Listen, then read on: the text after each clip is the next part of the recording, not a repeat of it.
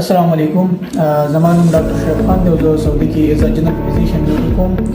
زما نن یو پیغام د هغو مسافر ورونو لپاره دی کوم چې دلته سعودي کې یا نور بار ملکونو کې دي او د هغې د ناستې کاروبار یا داسې کار چې هغې کې څه فزیکل اکټیویټیز نه وي، هغې ته پکار ده چې کم از کم کال کې یو ځل خپل د کولیسټرول یا د لیپید پروفایل کم ټیسټ چې دی چې دا کوي.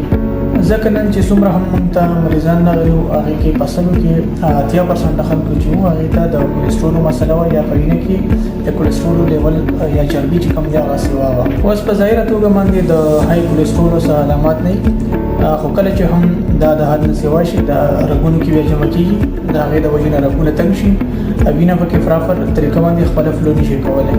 د دې د وجې نه بیا مختلف قسمه مسلې راځي، لایک هارټ اټیک شو، فالج شو یا بلډ پریشر سیوا کېدل شو. اوس د دې وجوهات څه دي ولې وینه کې کولیسټرول لیول سیوا کېږي؟ دې کې ایک نمبر باندې زموږ سره د فزیکل انیکټیویټیز یا ورزش نه کول، دې نه علاوه زیاتر اویل خوراکونه یا کم غوړ خوراکونه چې دي د استعمال د وجې نه، زیات د خوږو استعمال د وجې نه هم د کولیسټرول لیول سیوا کېدی شي.